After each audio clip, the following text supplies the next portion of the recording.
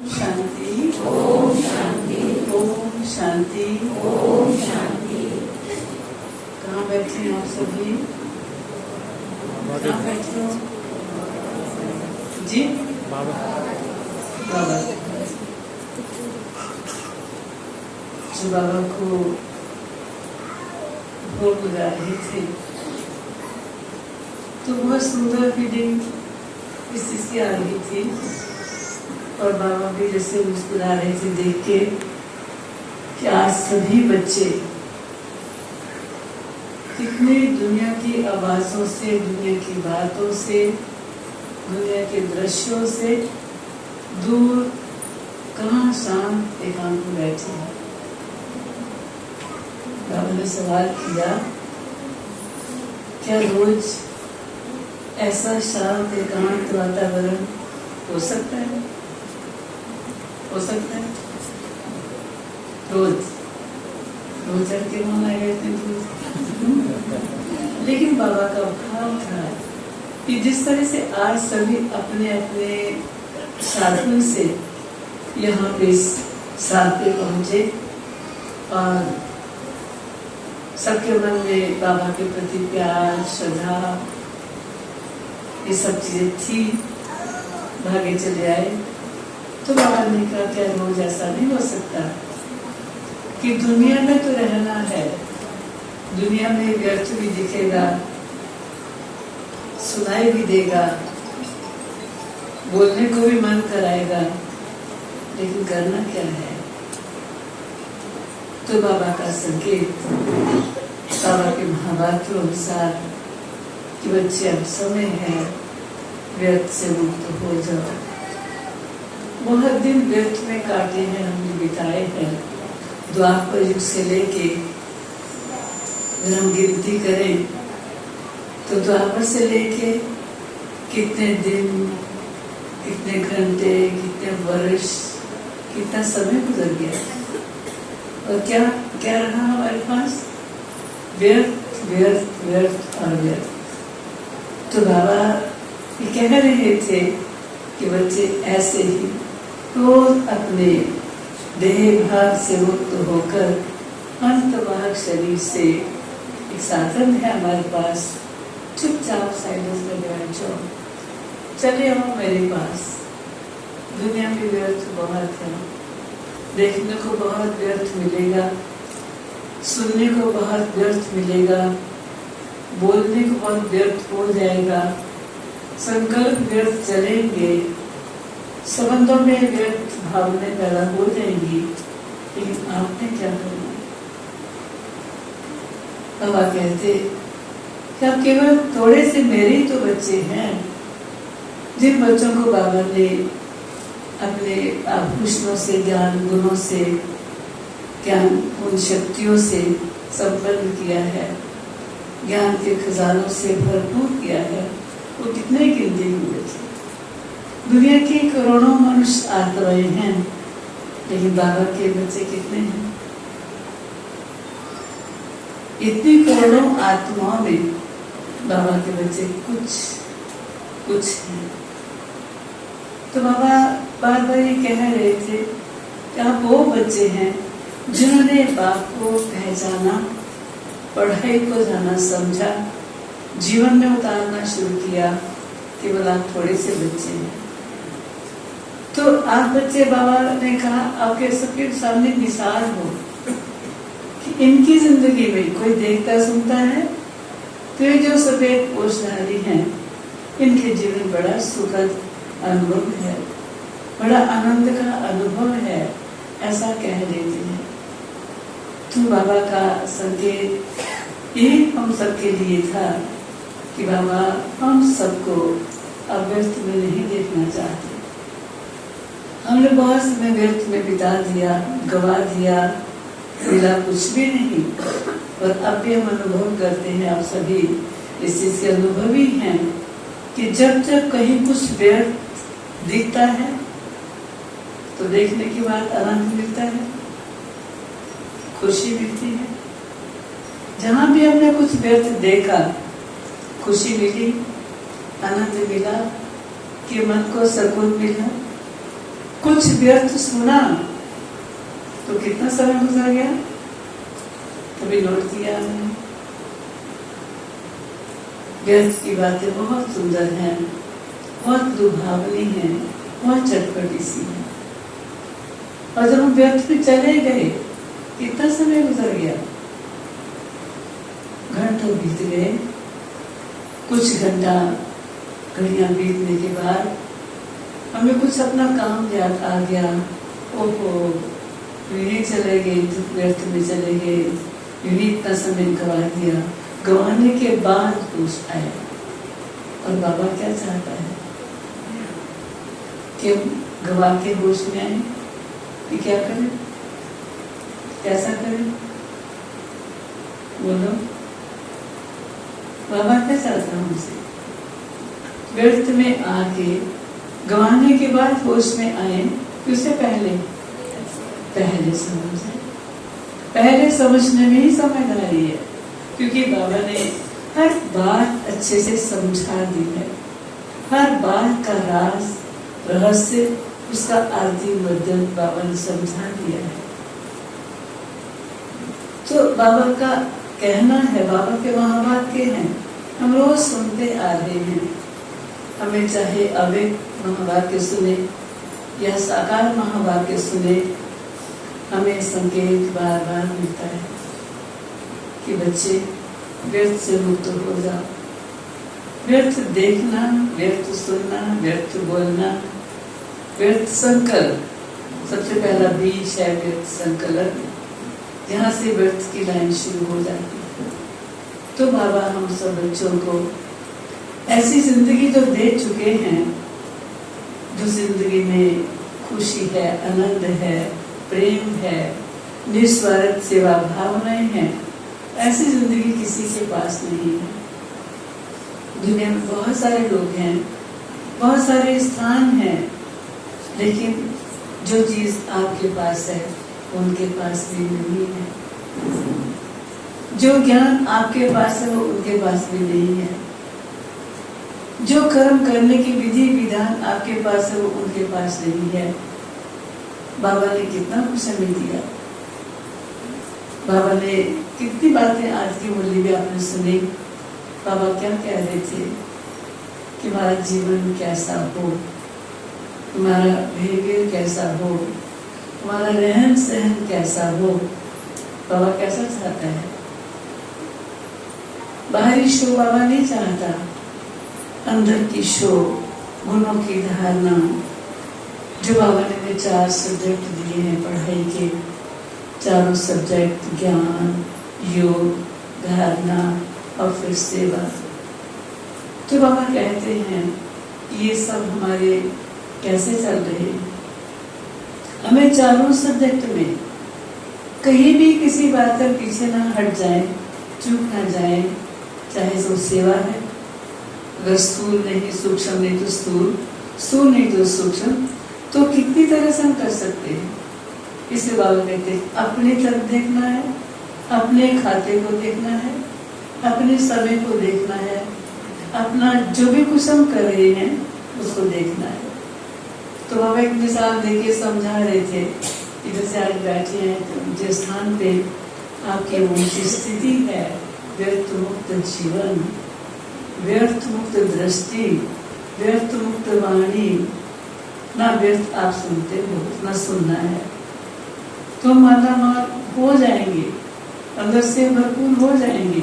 जहाँ व्यर्थ है, जितना व्यर्थ है, तो प्रसन्नता नहीं होगी। इसमें प्रसन्नता किसमें रहेगी?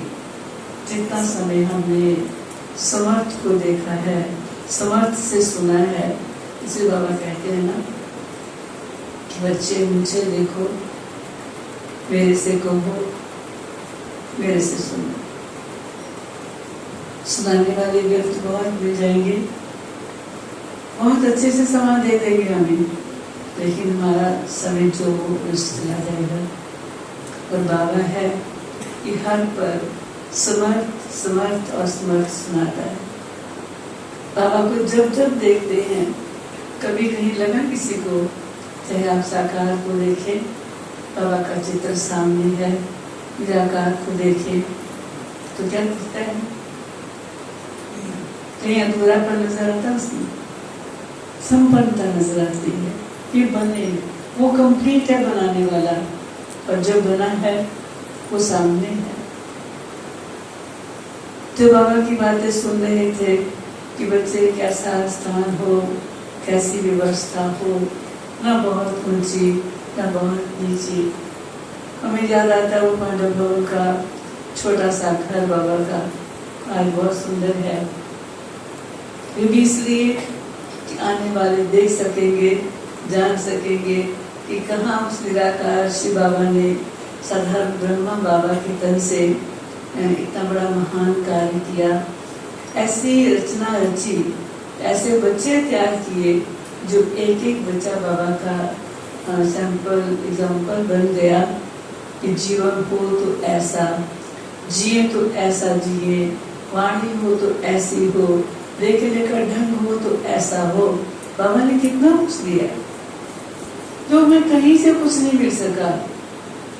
ना हमारी वाणी सुधर सकी, ना हमारी दृष्टि वृत्ति बदल सकी, ना सोच बदल सकी, ना कर्म व्यवहार बदल सका। केवल बाबा ही है कि जो प्रैक्टिकली कर रहा है, आगे प्रैक्टिकल में बना रहा है। बाबा ने हमें सोचने का तरीका बता दिया, क्या सोचे, कैसा सोचे, वाणी कैसी हो, कैसा बोले।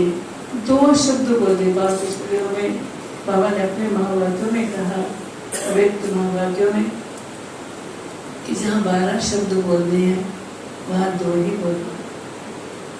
सार युक्त हो, शक्तिशाली हो, सुख देने वाले हो, उतना ही बोलो जितना जरूरत है। तो बाबा हर बात सिखा रहा है।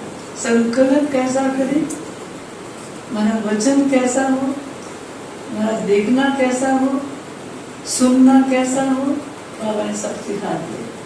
कोई भी बच्चा तो ऐसा नहीं कह सकता कि वो तो पता ही नहीं था, ऐसा कह सकते हैं? 7 दिन के कोर्स वाला भी कोई भाई बहन होगा, उनको भी पता चल गया होगा कि कितनी शक्तियां हैं, कितने गुण हैं, हमें कैसा करना है। तो बाबा सच में एक एक बच्चे को ऐसा बना रहा है। बाबा कहते हैं एक एक आत्मा पे ज्ञान गुण शक्तियों के हीरे मोती जड़ रहा हूँ, मूर्तियां बना रहा हूँ। तो मूर्तियां कौन सी थी? वो जो मंदिरों में देवताओं की मूर्तियां वही नहीं थी गए, वो मूर्तियां आप ही हैं। तो आपको देख रही है, देवता तो बन चुके हैं, तो मूर्तियां मंदिरों में यादगार हैं, लेकिन वो थे कौन? आप थे तो कोई और थे? कौन थे जी? बोलो, संकोच क्यों? आप ही तो थे ना। तो हमने वही काम करना है जो बाबा हमें सिखा रहा है। इसलिए बाबा हम बच्चों को रोज रोज हर दिन, कोई दिन ऐसा नहीं होगा कि जिस दिन बाबा ने हमें कुछ धारणा की बात ना कही हो। एक मुरली है, इस एक मुरली में ज्ञान, योग, धारणा और सेवा, सारा कुछ बाबा ने बताया। बाबा ने कितना अच्छे से कहा, बच्चे जिस यज्ञ में रहते हो, खाते पीते हो, हम बाबा के घर से परवरिश ले रहे हैं, तो हमें सेवा भी तो करनी है। तन की भी सेवा का महत्व है, मन की सेवा का अपना महत्व है, कर्म की सेवा का अपना महत्व है। तो बाबा कहते कोई सेवा से वंचित हमें नहीं रहना। तन की भी करनी है, धन की भी करनी है, मन की भी करनी है, संकल्प से भी करनी है। तो बाबा ही अपने बच्चों को ऐसा बना सकता है, बना रहा है। कहीं किसी संस्थान में इस तरह की पढ़ाई, ऐसा सिखाने वाला हमें नहीं मिला। बाबा ने एक बार कहा था अव्यक्त महावाक्यों से कि बच्चे अगर कहीं कुछ मिलता हो तो देख लो जाके, दुनिया में ढूंढ लो, कोई आपको ऐसा बनाने वाला मिल जाए तो। पर तो हमें तो नजर नहीं आया। यहाँ तक कि बाबा के बच्चों की विशेषता देखते हुए हमने ये भी देखा, जब जब बड़े बड़े कुंभ मेला लगे, वहाँ पे सेवाओं का आयोजन हुआ, वहाँ पे संत महात्मा आए और वो देखते थे आके कि इनके कारोबार की विधियाँ कैसे हैं। तो अक्सर हमारे भाई जिनको लेके आते या बुलाया जाता उनको, तो किचन में जरूर पहुंच के देखते। जो चित्रों पे समझा रहे, मेला दिखाए, वो तो अलग, लेकिन किचन वर्क कैसे चल रहा है तो देखते आके। कोई बर्तन साफ कर रहा है, कोई आटा बना रहा है, कोई खाना वाना पकाने की तैयारी कर रहे हैं, कोई सफाई भी कर रहे हैं, लेकिन सब बड़े खुश, बड़े खुश। तो पूछते थे इनकी खुशी का राज क्या है, थोड़ी से पूछो। तो बोलते थे हमारी खुशी का राज है, हमें ये काम किसने दिया, इस सेवा का काम किसने दिया, ये झाड़ू किसके घर में लगा रहे हैं, ये बर्तन साफ कर रहे हैं तो किसके योग्य के बर्तन हैं, ये हमारे अपने नहीं हैं, ये भगवान का यज्ञ चल रहा है, ये भगवान का घर है जिसे में सुंदर स्वच्छ रखना है। तो वो लोग देख के हैरान होते थे, कितना शांति से एक टेप में गीत बज रहे हैं और सेवाओं का काम चल रहा है। तो खुश होकर बोलते थे कि हमारे पास भी इनको भेज देना, वहाँ भी आके सेवा ऐसी करें। तो दीदी बोलते थे इनकी सेवा नहीं की है। तो उनके जीवन से ये चीजें कैसे आई, बाबा ने भर दिया।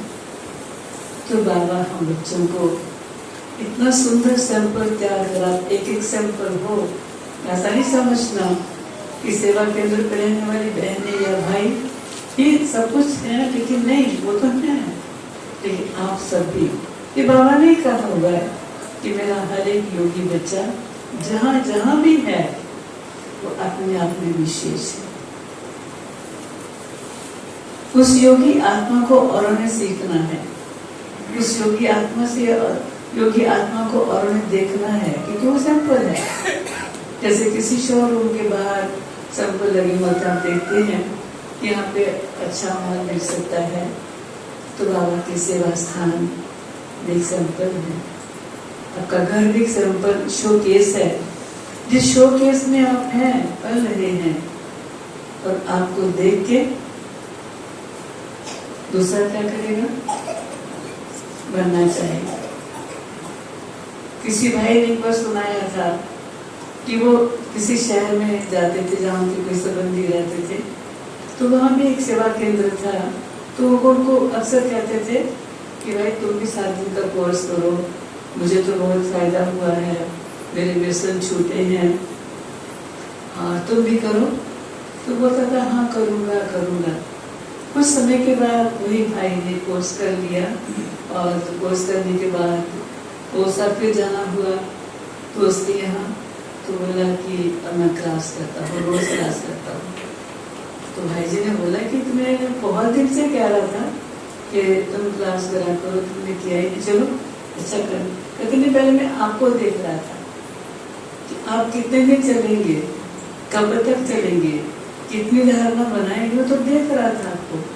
तो मुझे लग रहा है कि आप में वो ताकत है, आपने वो गुण धारण किए हैं, आपने व्यक्तिगत बना लिया, अपने जीवन को बना रहे हैं। तो मुझे देख के मन गहरा खुशी आ रही है कि अगर आप कर सकते तो मैं भी कर सकता। तो ये सब क्या है, बाबा के शो पीस। आप सब कौन है, शो पीस है। कहाँ बैठे हैं शो पीस, एक एक शो पीस को दुनिया देख रही है। हम बाबा के वो बच्चे हैं, कितना नाज हमें अपने पे कि भगवान ने हमें घर बैठे चुना, ढूंढा, अपना बनाया, हमें सिखाया है। हमने ढूंढना चाहा था भगवान को, मंदिर गुरुद्वारा जहाँ भी किसी ने राह बताई हम चल पड़े। हमने कुछ प्रयास किए, दान पुण्य कर्म कांड जप तप आदि भी किए, लेकिन हम तो नहीं ढूंढ पाए। तो बाबा ने पता नहीं कैसे ढूंढ लिया। किसी को कोई पर्चा मिला तो वो चल पड़ा, किसी ने किसी को देखा तो उसकी उमंग आ गया कि हमें भी ऐसा करना चाहिए, अपनाना चाहिए। तो बाबा हम सब बच्चों को बना रहा है, उसका ही शुक्रिया मानते हैं बार बार कि बाबा हम सब कहाँ थे, कैसे थे, किस विधि के कर्म कर रहे थे और आपने कैसे क्या बना दिया। उसका थैंक्स मानते हैं कि बाबा ने जो बनाया, जो सुनाया, उस जैसा रेस कहीं भी नहीं मिल सकती। तो बाबा का शुक्रिया है। और आप सब बैठे हैं, बहुत अच्छा वातावरण, बहुत सुंदर तपस्या का स्थान, जिसका लाभ आप लेते हैं तो बहुत अच्छा लगता है। तो बाबा साथ में ये भी कहते हैं कि ऐसे ही अपने रोज की स्थिति में अपने आप को दुनिया से बातों से दूर, बाबा कहते हैं शांत और एकांत होकर बैठ जाओ। एकांत अर्थात अकेला में आत्मा और मेरा बाबा। तो शांत एकांत अवस्था में ही अपनी भाई तपस्या हो सकेगी और फिर हम व्यर्थ से मुक्त हो सकेंगे, क्योंकि व्यर्थ से मुक्त होना ही हमारे लिए बहुत आवश्यक है। बहुत कुछ है दुनिया में, इतना कुछ है, टीवी न्यूज़ देखें खोलेंगे तो वही मिलेगा। पेपर आपके हाथ में आता रोजाना, कितनी अच्छी बातें मिलती पेपर में, बढ़िया बढ़िया मिलती है। भाई बताएंगे अच्छे से मिलते हैं, बहुत बढ़िया। तो नेगेटिव ज्यादा है, पॉजिटिव बहुत कम है। इसलिए चाहे वो टीवी का संग हो, पेपर का संग हो, बाहरी दुनिया का संग हो, व्यर्थ बहुत ज्यादा है, नेगेटिविटी बहुत ज्यादा है। तो अपने को मुक्त करने का केवल एक साधन है, वो है तपस्या, मन वचन कर्म की तपस्या, जो बाबा ने भी सिखाई। हमारे मन वचन की तपस्या, हमारा अपने पे अटेंशन हो, तो हमारा अपना जब अटेंशन होगा तो हम अपने आप को ऐसा बना सकेंगे, सबल कर सकेंगे, और हमारा समय संकल्प सब सफल हो सकेगा। ओम शांति। आप सब बैठे दूर दूर से आए हैं, कहाँ से आए? नया गाँव, ये कहीं 21 सेक्टर से, कहीं मणिमाजरा से, है ना? तो कैसे आए? तपस्या करने के लिए भाग्य से भी आए, कितना अच्छा है। मुकेश दीदी ने कहा, आप सबने मान लिया, और मुकेश दीदी ये भी कह रही है कि अपने अपने स्थान पे भी रोजाना ये तपस्या जरूर हो। मुझे व्यर्थ से मुक्त होना है, मुझे व्यर्थ नहीं देखना, मुझे व्यर्थ नहीं सुनना, मुझे व्यर्थ नहीं बोलना। क्यों नहीं करना? क्योंकि मुझे संपन्न बनना है, मुझे संपूर्ण होना है। ठीक है? तो बहुत अच्छा लगा आप सबको मिलके। आप सब मूर्तियां हैं, भविष्य में तो पहचान नहीं होगी कि हम मूर्तियों को देखते तो अच्छा लगता है कि बाबा के कितने बच्चे हैं। मुझे कभी एक बात याद आती है, मधुबन में जब जाते थे तो अक्सर दादी जी को, भाई बहनों को देख के इतनी खुशी होती थी, दादी प्रकाश मणि जी को, कि बाबा तेरे सारे बच्चे आए हैं, इतने सारे बच्चे, और स्पेशली जो बाबा के घर परिवार में रहने वाले बच्चे जो पुरुषार्थ में जुटे हुए हैं। दादी को बहुत प्यार आता उन बच्चों के लिए कि बाबा देखो इतने सारे बच्चे आपके घर में आए हैं, इनको खूब भरपूर कर देना बाबा। तो ये बड़ों की दुआएं भी मिलती हैं। तो आप सबको देख के बड़ा अच्छा लग रहा है कि आप कितने सुबह से जल्दी उठे होंगे, और संकल्प में एक ही बात होगी कि जल्दी पहुंचना है, ऐसा ना? सो पहुंच गए। ओम शांति।